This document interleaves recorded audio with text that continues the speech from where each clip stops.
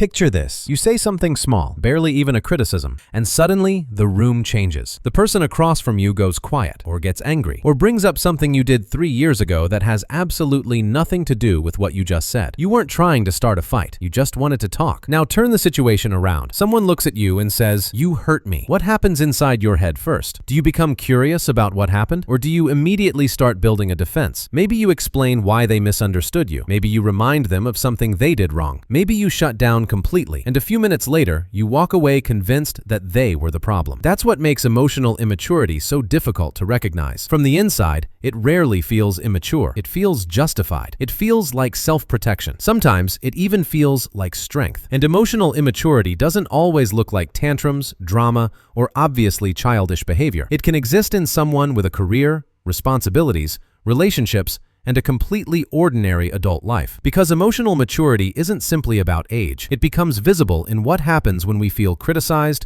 rejected, embarrassed, angry, disappointed, or misunderstood. And almost all of us probably show some of these patterns from time to time. So this isn't a diagnosis. There is no universally accepted psychological test saying that these exact 5 behaviors prove someone is emotionally immature. Think of them as patterns worth examining, not labels to use against other people. Because the most useful question isn't, "Who in my life does this?" It's, "Do I sometimes do this without realizing it?" And the first sign often appears the moment someone tells us something about ourselves that we don't want to hear. Sign number 1, criticism feels like an attack. Imagine your partner says, "You haven't really been listening to me lately." That's one sentence, but inside your mind, it can become something much bigger. "You think I'm selfish? I listen to you all the time. What about all the times you ignore me?" Notice what happened. A conversation about one behavior suddenly became a defense of your entire character. You're no longer asking, "Was I listening?" You're trying to prove, "I'm not a bad person." And that distinction matters. If you see yourself as caring,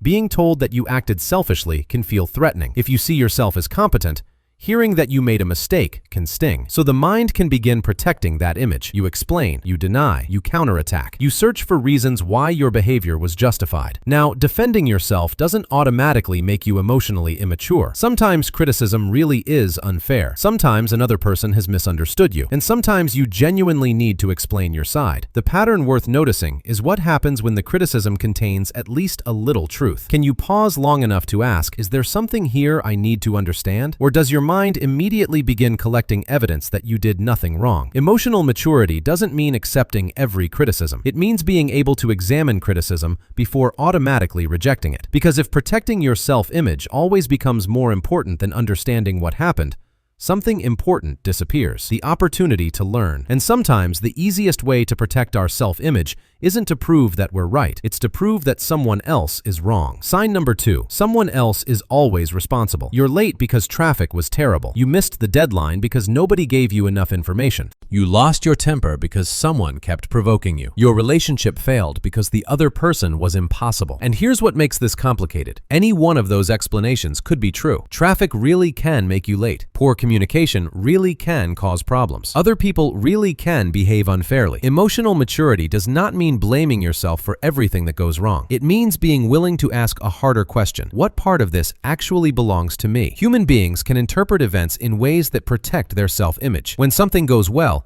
it's easy to notice our own effort or ability. When something goes badly, it can be easier to notice the circumstances, the bad luck, or what somebody else did. That doesn't mean every explanation is secretly an excuse. It means we are not always completely neutral judges of our own behavior. And responsibility can feel uncomfortable because admitting a mistake creates tension between the person we want to believe we are and the thing we actually did. But there's an important difference between saying, "I handled that badly," and saying, "I am a bad person." Those are not the same thing. One condemns your identity.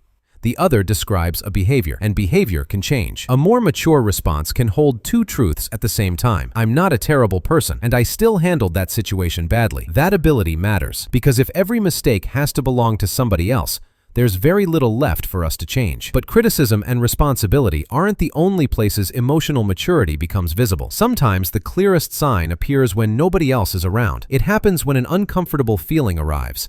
and you desperately want it gone. Sign number 3. Think about the last time you felt embarrassed, anxious, rejected, jealous, or deeply angry. What did you want? Probably for the feeling to stop. That's normal. Most people don't enjoy emotional pain. The important question is what happens next. Maybe anxiety appears, and you immediately need someone to reassure you. Maybe anger appears, and you send the message before you've had time to think. Maybe embarrassment appears, and you avoid the person completely. Maybe you feel rejected, and within minutes you decide the other person never cared about you anyway. Sometimes even boredom becomes uncomfortable enough that your hand reaches for your phone almost automatically. Psychologists sometimes describe the ability to withstand unpleasant emotional states as distress tolerance. In simple terms, can you experience discomfort without immediately needing to escape from it? Lower distress tolerance has been associated with patterns such as avoidance, suppression, and rumination, replaying the same upsetting thoughts again and again. But the important point isn't the technical term, it's this. Sometimes the problem isn't the emotion, it's the urgency to make the emotion disappear. Imagine anger as a wave. Emotional maturity doesn't mean stopping the wave from forming, and it doesn't mean pretending the wave isn't there. It means understanding that you don't have to make an important decision while standing at its highest point. You can be angry without sending the message. You can be embarrassed without disappearing. You can feel rejected without immediately deciding that you're worthless, and without deciding that the other person must be terrible. The emotion is real, but the emotion doesn't have to become the instruction. And this leads to one of the biggest misunderstandings about emotional maturity. Maturity isn't emotional silence. When people imagine emotional immaturity, they often picture someone dramatic, someone shouting, crying, losing control, someone whose emotions are obvious to everyone around them. But that picture is incomplete. A person can feel emotions intensely and still respond thoughtfully. And another person can appear completely calm while avoiding every difficult conversation, never admitting fault, suppressing what they feel, withdrawing whenever something becomes uncomfortable, or quietly punishing people instead of saying what's wrong. Looking calm and being emotionally mature are not necessarily the same thing, because emotional maturity isn't about how little you feel. It's about what you can do with what you feel. Can you notice an emotion without immediately obeying it? Can you understand what it may be telling you? Can you communicate it without expecting another person to fix all of it? And can you remain curious when your feelings are telling you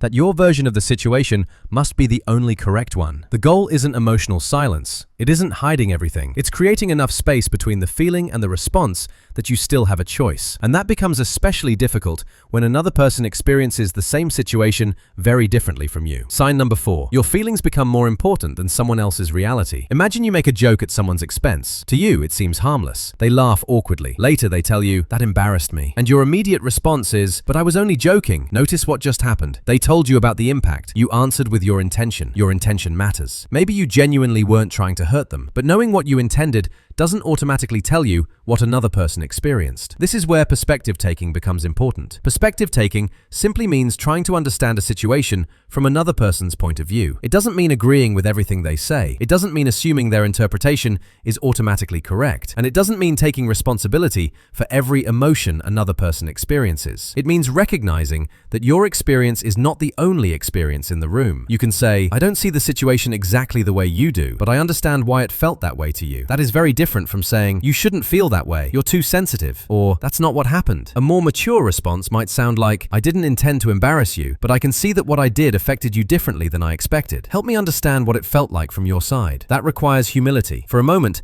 you have to loosen your grip on your own version of events. You don't have to abandon it. You simply make room for another one. You can be right about what you intended and still take seriously the impact your behavior had. And once we understand that other people's emotions matter, another question appears. How much responsibility should we have for those emotions? Because caring about someone's feelings and becoming responsible for managing them are two very different things. Sign number 5. You expect other people to manage your emotions. You're anxious, so your partner has to reassure you again and again. You're insecure, so another person has to constantly prove that they care. You're angry, so everyone around you needs to behave differently until you calm down. You're upset, and if someone doesn't immediately make you feel better, you start wondering whether they care about you at all. But this needs an important clarification. Needing emotional support is not emotional immaturity. Human beings need one another. We talk to friends. We ask for reassurance. We seek comfort. We want somebody to listen when life becomes difficult. There's nothing inherently immature about that. The difference is responsibility. There's a difference between saying, "I'm having a difficult day. Can I talk to you?" and believing, "I'm having a difficult day, so now it's your responsibility to make me feel okay." One asks for support. The other transfers responsibility. A healthy relationship allows people to help regulate and comfort one another without making one person responsible for the other person's entire emotional state. Someone can comfort you when you're anxious. They can listen when you're angry. They can reassure you when you're insecure, but they cannot guarantee that you will never feel anxiety, anger, insecurity, jealousy, disappointment, or fear. And expecting another person to prevent those feelings can create an impossible job for them. Emotional maturity allows you to say, I need support right now, but I also understand that how I respond to this feeling is ultimately my responsibility. And when you put all 5 patterns together, something interesting becomes clear. Emotional maturity doesn't look like perfection. It looks like responsibility. So what does an emotionally mature person actually look like? Probably much less impressive than you imagine. They still get angry. They still become defensive sometimes. They still feel jealous. They still need reassurance. They still misunderstand people. They still make mistakes. The difference may appear in what happens next. Maybe they hear criticism, feel the urge to defend themselves, and wait a few seconds. Maybe they say, yes, they contributed to this problem, but so did I. Maybe they feel angry and decide not to send the message until they've calmed down enough to think clearly. Maybe they recognize that their intentions were good, while still acknowledging that another person was hurt. Maybe they ask someone for support without making that person completely responsible for fixing what they feel. None of this will happen perfectly every time. Stress matters.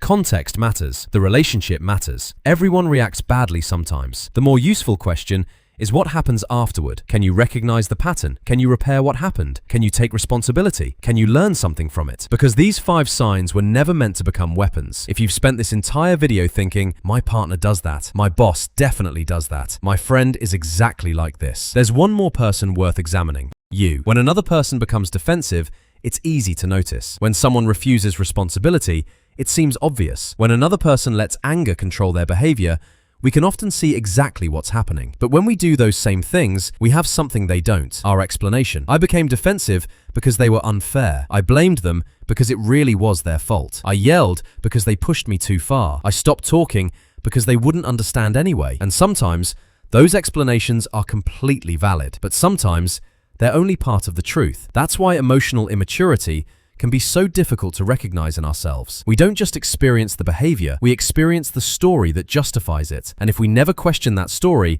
we have very little reason to change. So perhaps one of the strongest signs of emotional maturity isn't perfect emotional control. It's self-awareness, the ability to notice yourself, to catch the reaction before it becomes the decision, to tolerate the uncomfortable possibility that someone else's criticism contains a little truth. To say, I understand why I reacted that way, but that doesn't necessarily mean I handled it well. And occasionally, maybe there's something here I need to look at. You don't become emotionally mature by never getting angry. You don't become emotionally mature by never feeling jealous, rejected, embarrassed, or afraid. You don't become emotionally mature by never needing reassurance. And you certainly don't become emotionally mature by hiding everything you feel. You become more emotionally mature when you can experience a difficult emotion, understand what it may be telling you, and still choose what happens next. Your emotions are real. They matter, but they don't have to control every decision you make, and they don't have to erase everyone else's reality. So, if one of these 5 patterns felt uncomfortable to recognize, don't immediately ask what it says about who you are. Ask what it gives you the opportunity to change. Because noticing emotional immaturity in someone else is easy. Noticing it in ourselves is harder. And perhaps that willingness to look inward is where emotional maturity actually begins. Which of these 5 patterns was hardest to recognize in yourself?